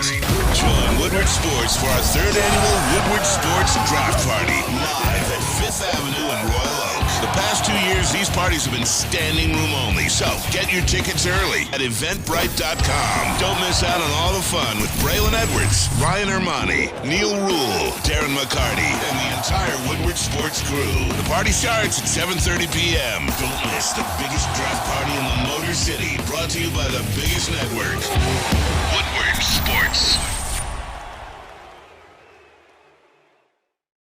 By now you know me, Christina Gennari, as the obvious choice in real estate. And you know my website, soldchristina.com, as your #1 resource for buying or selling your home. Myself, along with my amazing staff, pride ourselves on making your home buying and selling experience a relaxing and easy one. Come see why we are the obvious choice. Christina Gennari at soldchristina.com, the obvious choice in real estate. Woodward Avenue, the first paved road in America. Woodward Sports, the first sports network born in Detroit and made for Detroit. All right, everybody. Jeff Okudah is out. I am in. So is Lindsey Hunter. There's speculation that Detroit Lions are going to use a first-round pick on a cornerback now that Jeff Okudah is gone. I disagree with that. I don't think they need to use a number 1 pick on a cornerback. You got the 2nd and 3rd rounds. You don't need the best cornerback because you've already addressed this. And I've said Brad Holmes likes double and triple stuff. He went crazy during the offseason with free agency, signing Cam Sutton, Emmanuel Mosley, and he's even said, "Hey, I heard that I'm supposed to use a first-round pick on a cornerback." He says, "Well, I think this may have addressed the issue." So I think Brad Holmes will double down on something else. Perhaps 2 more defensive tackles, people in the front 7. Maybe this is the year he goes linebacker because the Lions could use some linebackers. They only got 2 on the roster, in essence. And they've always talked about upgrading the linebacker position, so right, maybe. But hey, in Brad Holmes we trust, right? That's true. So whatever he decides to do, I think people are gonna Unless be he on board decides with to draft a kicker in the first round. Then they're like, okay, this brother done lost his mind. What's or going on? Or a tight end. Yeah, that's true. You can't do a tight end. And you can't do a corner at 6. Hard pass. No. Because people will go nuts. But how about this? If they keep the 18th pick, he wants to make that offensive line elite. Why not another offensive lineman for depth? You think they draft an offensive lineman? I think it's a chance at 18. So if they draft a defensive lineman early, you think they'll take an offensive lineman with the next first round pick? I think it's a possibility. What you have to do is study the patterns of Brad Holmes. Right. For a lot of times with the Lions in the previous, they just drafted players who they thought were good. And often they weren't. So it might be a corner here, a wide receiver here, a tackle here. Brad Holmes is built. He's building teams. He's building depth at positions. For instance, when he was in St. Louis, he wasn't in charge, but at St. Louis, they had a defensive line that was full of 3 Pro Bowlers.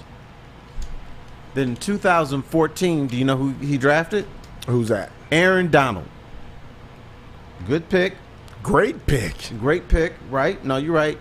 But they didn't need a defensive tackle, but this dude was so bad that the people in St. Louis said, hey, we can't pass this up. So that's why Brad Holmes says, I don't carry a depth chart into the draft, because I don't want to see I've got 8 people here and 2 here, and then pass on a person who would be ahead of my position group with 8 people in it, because I know this guy's going to be great. I'm not going to pass on him. So he doesn't know what he's got. He knows what he's got in the back of his head, but he's not abided by a depth chart. So he could go anywhere, but once again, he's building units. Right. He thinks, and I agree with him, his offensive line is great. But in the back of his mind, he also knows this. People get injured. I'm going to need depth.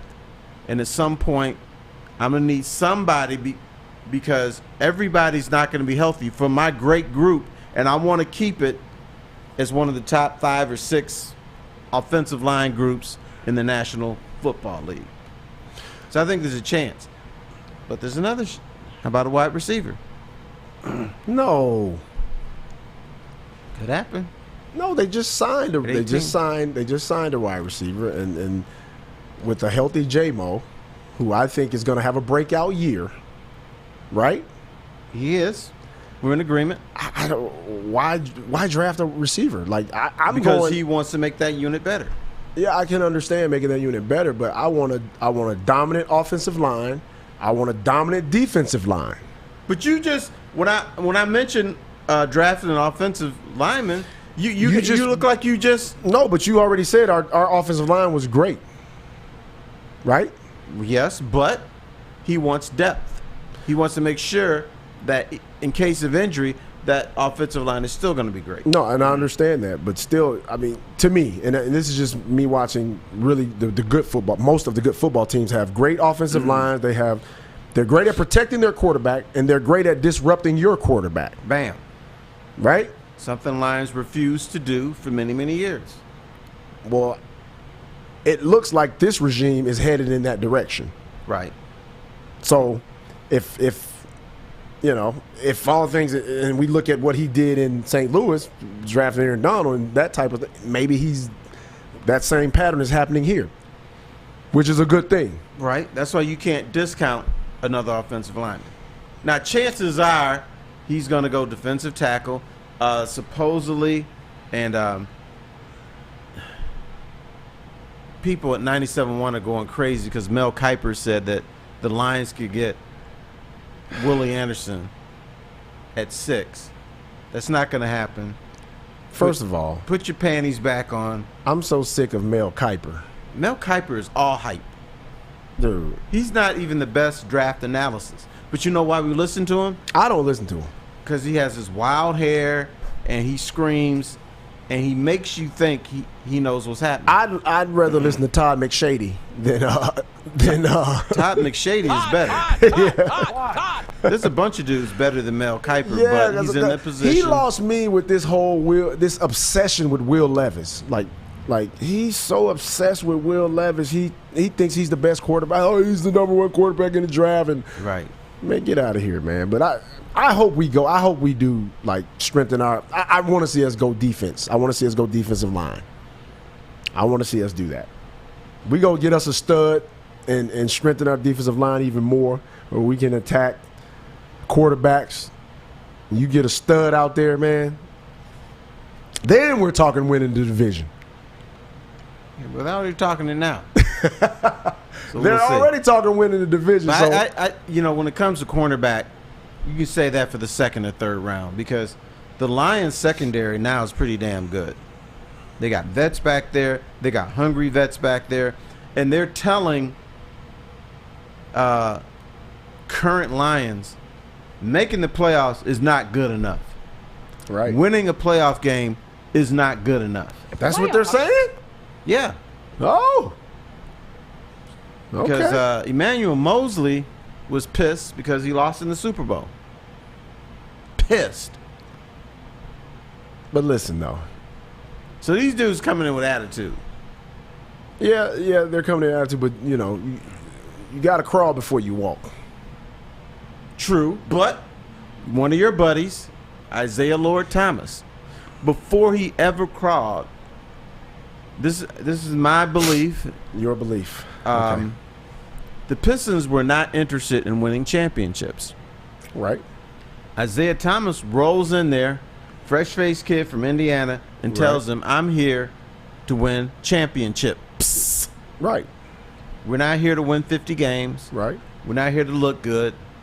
So he changed the mentality of the organization. Right. So I think this is what these guys... We've never seen the Lions in the Super Bowl. And a lot of us think it's never going to happen. But you can talk about it in the locker room. Absolutely. You can raise expectations in the locker room. Which I think they have done. Right. So why you poo-pooing it? I'm not poo-pooing it, but you didn't make the playoffs last year. Pistons didn't make the playoffs either for a long time.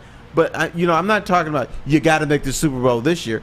There's going to be there's going to be a 2024 season, right? Yeah, it's a progression. But 2025 season. But you can talk about it now. Yeah, you can talk about it, but it's still like, you make the playoffs, you get a playoff win. Then you start talking about, because the Pistons didn't just go from terrible to winning a NBA championship, right? They didn't, but they talked about it. Right, and I think they raised expectations. Right, and I think you have to do that part. That I have no problem with that part, but you still have to, there are steps. Because I think once they get in the playoffs, then you talk about, okay, hey, we got to win now. But you can't raise expectations? Yes. No, I'm not saying you can't. You're supposed to, because that's the only way you're going to push yourself to be better. That's the only way you're going to make the playoffs, by raising expectations. Because you didn't make the playoffs last year. I don't know if anybody knows that. Does everybody know that? We know that. Okay. I'm just maybe I'm on an island or something, because last time I checked, the Lions didn't make the playoffs last year. So I'm just trying to be realistic here. But you can win a division.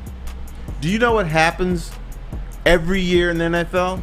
Mm-hmm. The team that goes from worst to first. Yeah. So it's possible a team could go from 9-8 to first. Is that possible? Yeah, that's possible. I mean, but we'll see. All right. I just want them to make the playoffs.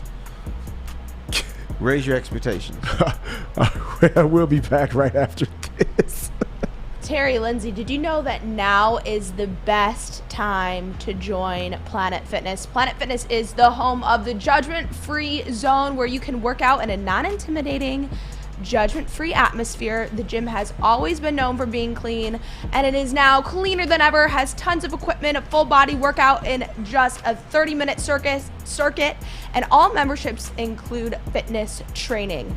You get all of this for just $10 a month. Your fitness is essential, and fitness is a key part of your physical and mental wellness. Join today at a club or at www.planetfitness.com. At work and at home, we're there with smarter security solutions.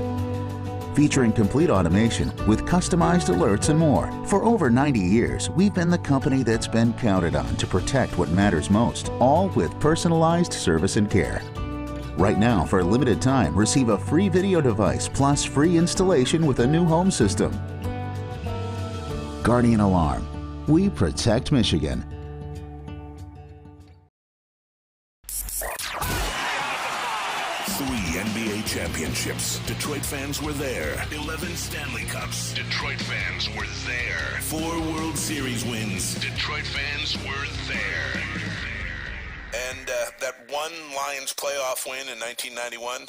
Yeah, Detroit fans were there. Woodward Sports, where the fans are.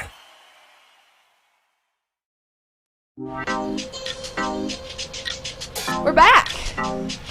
And we're back. Bam. Fast.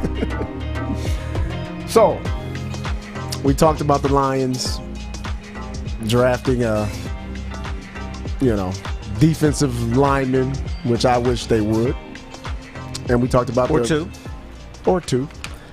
And we talked about them. I'm talking about them taking steps. You're talking about them going straight to the top. I don't know about that going straight to the top. I mean, you said it happened, right? They probably won't, but in the buzz of the locker room, locker room that for decades has been talking about, let's win some ball games. You can raise expectations and say, fellas, I've been to a Super Bowl. Here's what we must do in order to do that. You can raise expectations. Okay. I guess. I want them to win regardless. I want them to win. Now you just want to be competitive. No, I want them to win. No. Here's what's in the back of your mind. They're still the Lions. They're not capable of winning a championship.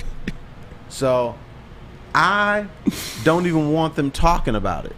No, that's not how I feel. Now here's for my own selfish and break it down for me so I'll understand. So for my own selfish rights and my own pettiness, I'm going to hold on to the fact that the Lions haven't made the playoffs because I need to hold that over some of my friends' heads so I can joke about it. Oh. You know what I'm saying? So I always need to. So this even is about pettiness. It's my pettiness. Although I feel like the Lions are going to be good, and I do feel like they're going to make the playoffs. But I don't want them to be that good. No, I don't mind them being good. I don't mind them being great. No, but then you're not going to be able to make fun of your friends. I know, but I can now because you know what I'm saying to them right now? This is what I'm saying to them right now. 8-8 at best. I say that every year to them. I'm like, 8-8 at best. You know they're going to be above 8-8. Yeah, you should probably change that. Yeah, but no, because I have to keep them I have to keep them down. I want them to, I'm not going to let them experience joy until they really experience joy. So it's my job to hold the black cloud over their heads and let them know that they have sucked for the eternity. That's my job. That's what I used to do. I'm a changed man. I want the Lions to win. Okay. Gav, are we talking UFC? Yeah, let's talk some UFC. I know you have lots of thoughts on the taunting of the sun. Oh, man. So, I don't know if we have any UFC fans in the chat. I know y'all going to kill us about that too. But, hey, I'm a UFC fan. Terry, I don't know about you. I'm casual. I watch it now and then. Okay. I don't know who anybody is, but I watch it now Israel and then. Adesanya was the champion. Yes. He was beaten by this guy named Alex Pereira.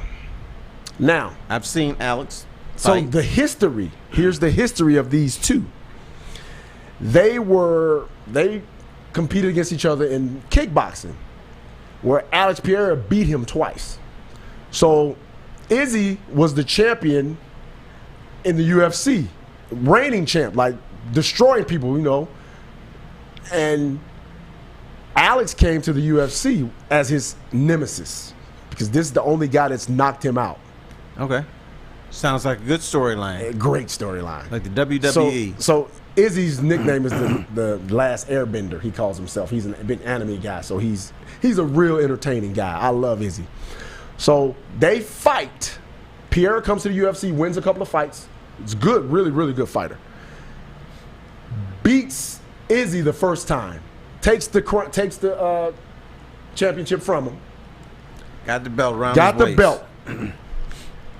But they go back and they show the fight when they were kickboxing, and Alex Pereira's son was in the ring and he was taunting Izzy. So he pretended to get knocked out and he fell right next to Izzy, mocking him. This is a 5 or 6 year old kid. That's not right. him. You need to control your kids. Right. That's what Izzy said. So the fight this past weekend, Izzy knocks out Alex and goes over and points at his son and mocks his dad being knocked out. Boom. That's wrong. How do you not? That's wrong. Shouldn't taunt a kid like that. Well, he's not 5 years old. No, he's anymore. not 5. But the kid was in tears crying after watching his dad get knocked out. Yeah, that's not right. That's got to be traumatizing. You are a kid, and you know he's 5 years old. He don't know what he's doing. He's just being a kid. He's 5 years old. 5-year-olds, they don't know what's happening in the world. So he mocks the guy being knocked out. As an adult, you got to be better than that. That's what Alex Pereira said. He was like, I don't know why he would do that. Hey, I'm not too mad at it because it's pettiness at the highest level. But control, hey, bro. So if that was me and my son had mocked somebody in the ring, and the guy got because here's the thing: when you win anything, when you win a championship or you hit the game-winning shot, you can say anything you want to about how it happened and what you did. Like you can make us, you know, most of the time guys are lying anyway. You know, like when Derek Fisher hit the shot with 0.2 seconds on the clock, he was like, yeah, I looked over and I saw the guy running towards me. And dude, you're lying. You just caught the ball and threw it up. But you can say what you want to say because that's your right. What did Robert Ory say when he hit the shot against y'all? Come on, dude. Why you got to go there every time? Nothing. I don't know what he said. I was. No. I was there. You know what he said? Where's Rashid? Anyway. Matt Broder, who runs our article department, just shot me a message, and Claressa Shields, a female boxer from Flint, is scheduled to fight for the Women's World Middleweight Championship on June 3rd at LCA. Which is the first boxing event at LCA. Oh, you know why? I may have to go to that. Because there are 2 events in downtown Detroit this summer I'd rather go to than watch your boy Miguel Cabrera play. Stop dogging Miggy, man. All right. There you go. I'd rather go see Claressa Shields at the LCA, and I'd rather go to SummerSlam than see Miggy play. SummerSlam? Yes, SummerSlam. So explain this SummerSlam to me. SummerSlam is a big wrestling event. They just had WrestleMania. WrestleMania is a 2-day event now, or 2-night event, which is huge. You know, they got SmackDowns and all this kind of. Now SummerSlam is a big. JB, what's the other wrestling thing they got? It's coming up. It's in England or Germany. The one that's coming up, the next pay-per-view, I believe it is Backlash. Right. That they're So doing in, WWE is smart enough to have major events every year. Yeah, I'm not doing no type of Detroit is getting SummerSlam. I'm not doing that. I've never been a fan of wrestling, like fake wrestling. It's theatrics. Yeah, it's I've never been a fan. So you didn't of watch WrestleMania? That is No. blasphemous.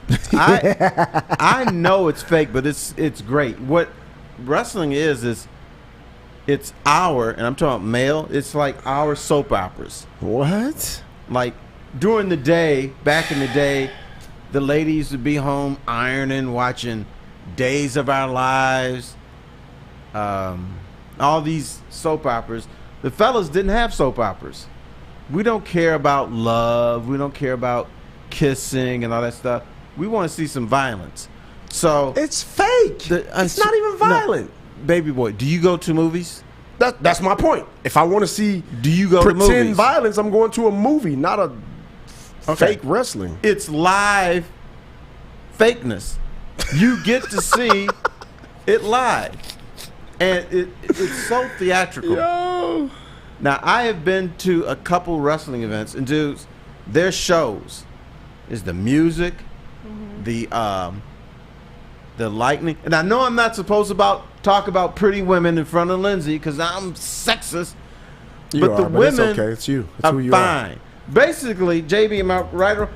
Basically, the women come out in leotards, bathing suits. So just say you're going for the women. You're not going really. No, I want to see the fellas kick each other's ass. It's fake. They're not really. That's why I'd rather watch. I know it's fake. If you want to see if you want to see fighting, go watch the UFC. It's real. But what I will say that you should also watch is Darren McCarty is now a part of Impact Wrestling show. I saw that.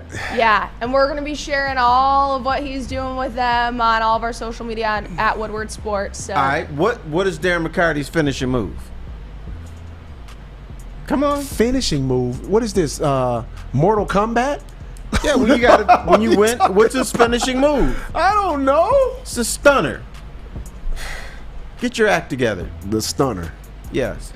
All right, let's go to break. But first, let me tell you about Cousin's Maine Lobster. I know Lindsay loves Cousin's Maine Lobster. Yes, sir. Cousin's Maine Lobster brings the best of the Maine coast to Detroit. Try their variety of sweet, succulent Maine lobster menu items at their 2 food trucks rolling around the city today. You can find their event schedule on cousinsmainelobster.com, or you can always scan that QR code, download the app, and order on the app as well too to easily earn some reward points. It's Cousin's Maine Lobster.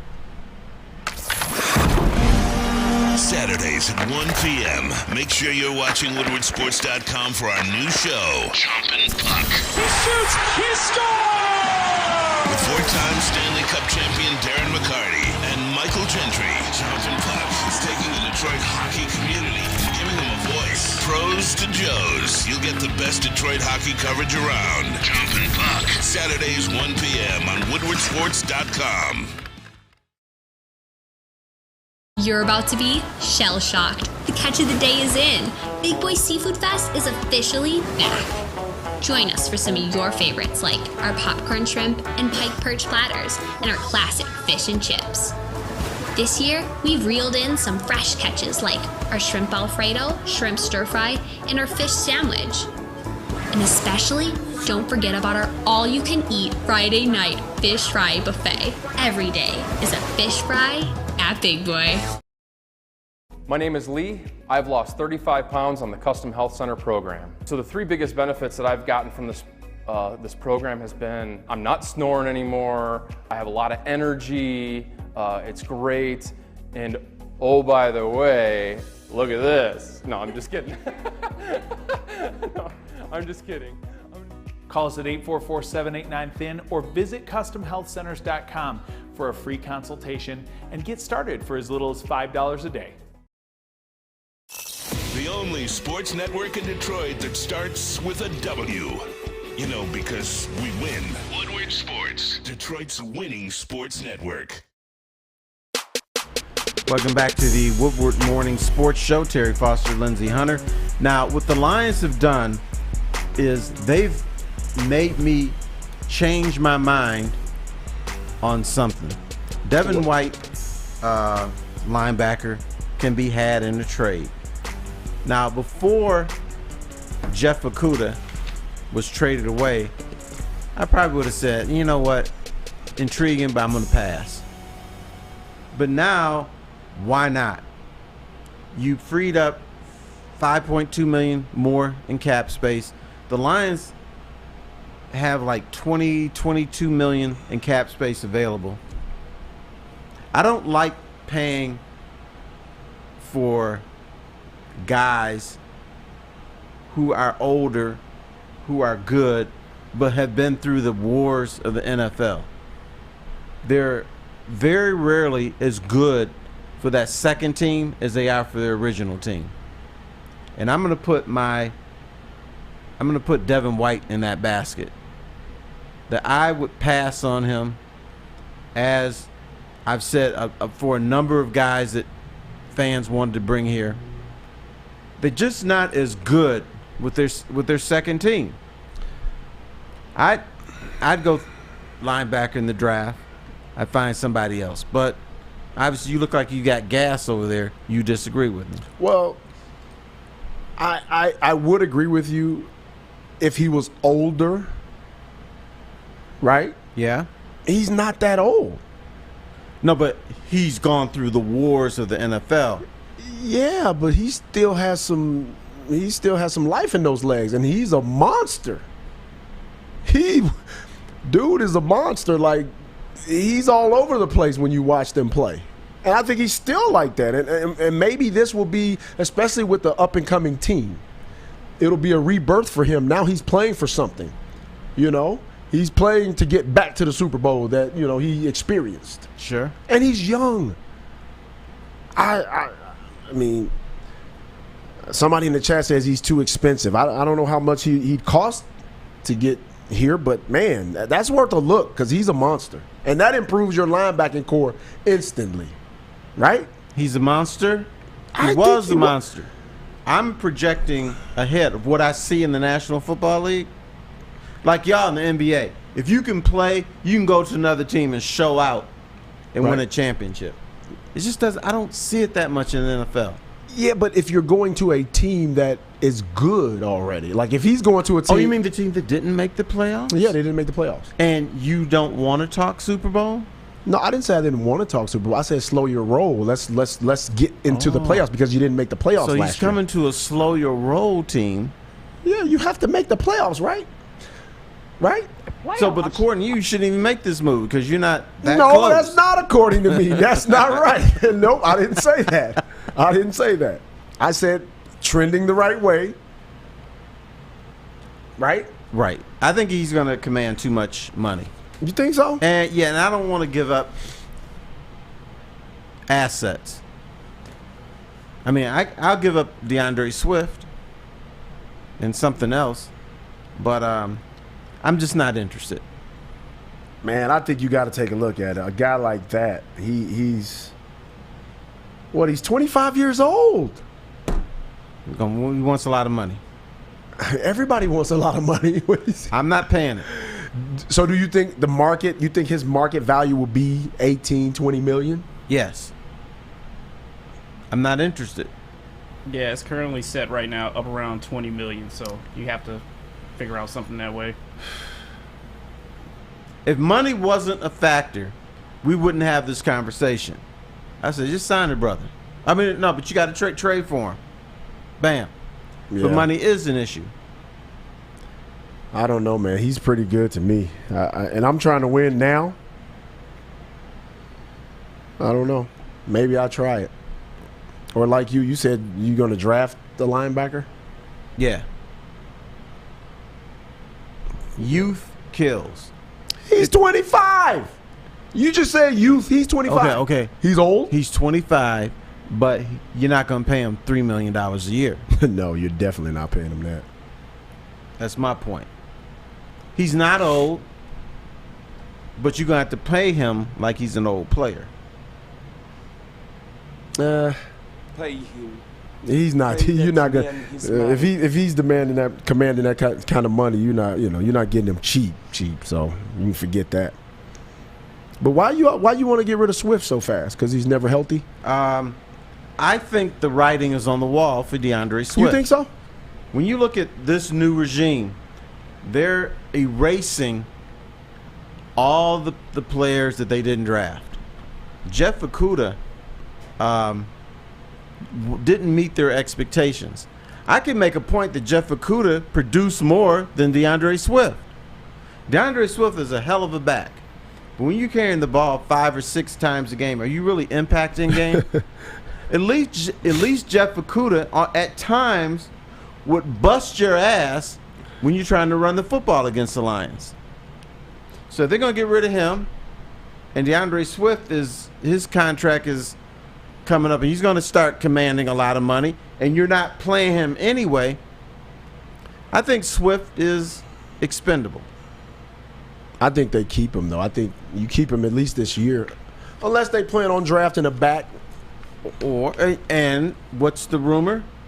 Bijan Robinson at 18. So they could go Bijan Robinson. And here's another little tidbit that hasn't come out yet. The Lions have also been looking at Austin Eckler. Do you like him as a player? I don't know. I don't know about that. Okay. I think I've finally beaten Lindsey. Look, I keep forgetting about my guy. CJ Rose just said, let's not forget about James Houston. He said he's really a linebacker. You know where James Houston went to school, right? Is your school? Yeah, absolutely. Jackson State. That's right. Now, forget about my guy. That's right.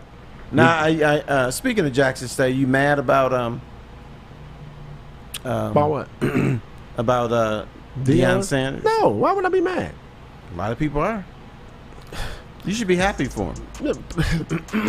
People are mad because they don't understand sports and coaching and all that. But we'll talk about that after this break.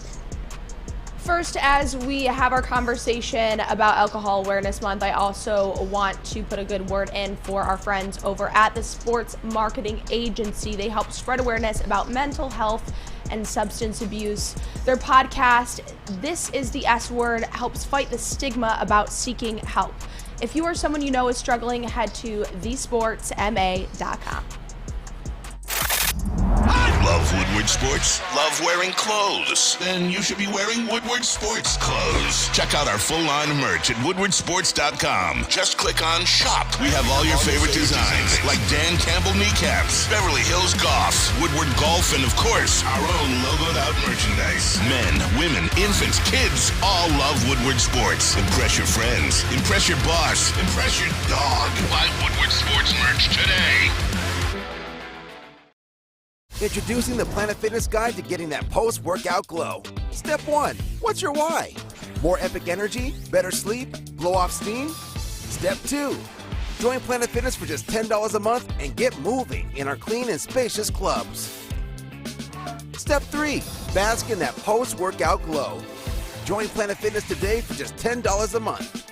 Join today at any of the 50-plus Detroit area locations.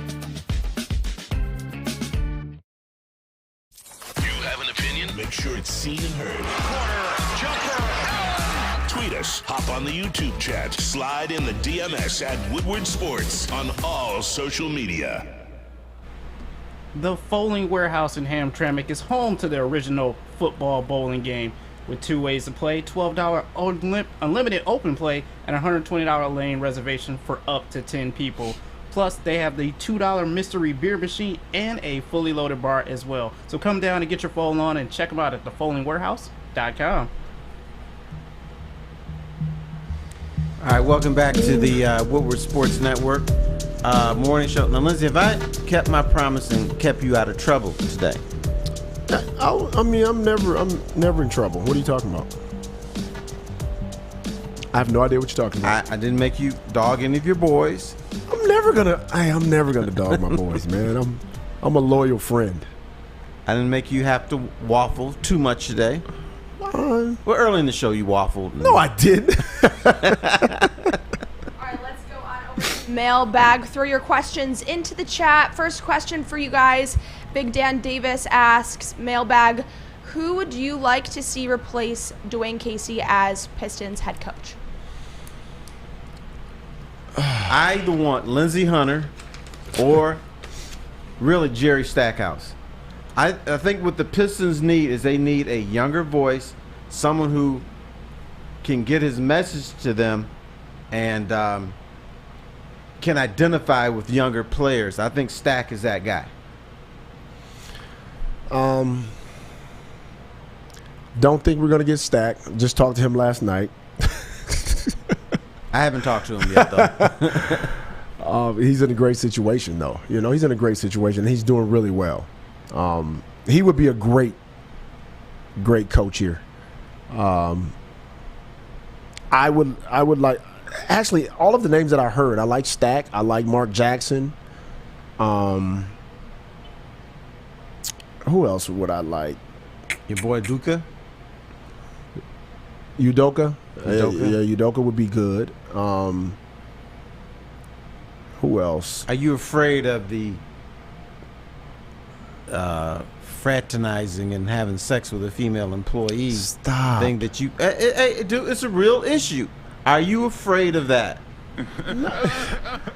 Don't act like stuff doesn't exist in sports. It does. No, but I'm just saying that. We don't know what really. We know something happened, and we know it was offensive enough for him to lose his job. Okay, right? That's pretty serious. But I don't know. We just have to know more. Like, I don't know, like, what to extent. Because I there's think something there. If he was such a great coach, why did he get fired, and why doesn't he have a job now? There was definitely something there. We know that. You know, I don't know, man. We just have to find out more. So what's each of your final answers? Who are you going with? Stackhouse. Who are you going with? I don't know. See there? He's a waffler. I'm not a waffler. If there's no questions in there about, because I know Lindsey we can't get Stackhouse being we can't a waffler, then I'm not doing this. We can't get Stack. Mark Jackson. Okay. There's your answer. See, Gabby, I want to applaud you. You finally made this guy be a man. He answered the question. Answer the question. That's all we asked from you. Now I got to answer Mike G's question. What Mike G want?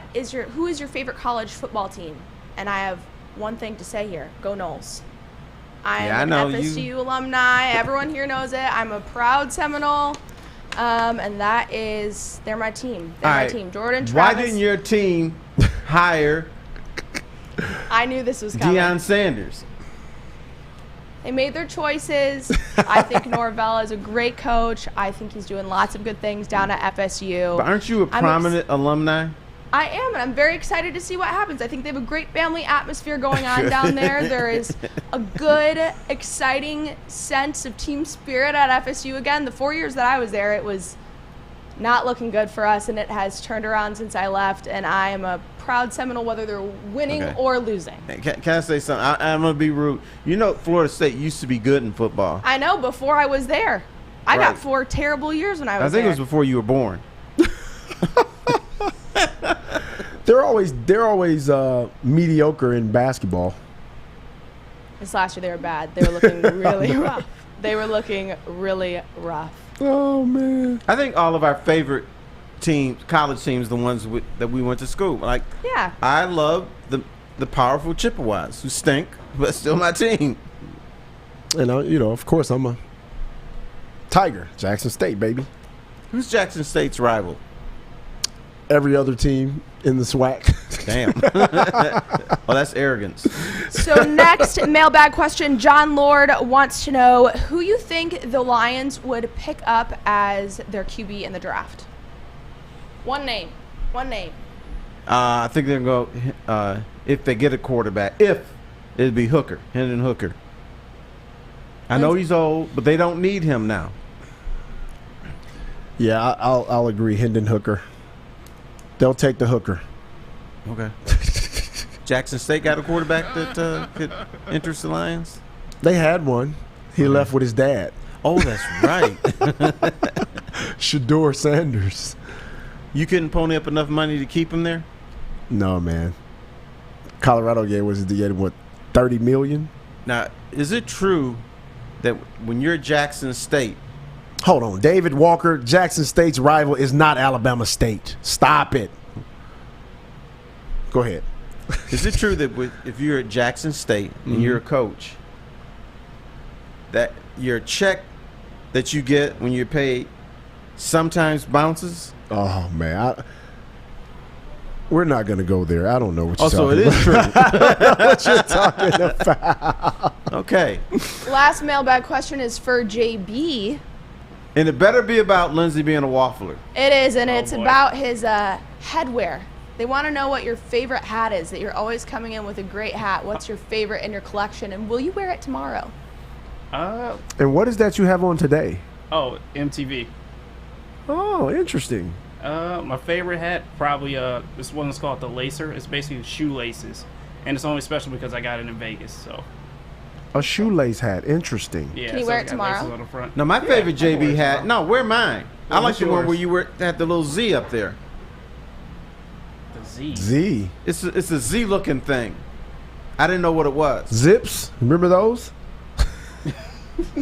We'll check it out. Let's see Yeah, I what he have to wears look in my tomorrow. collection. Yeah, don't wear the Let's one see. with shoelaces in them.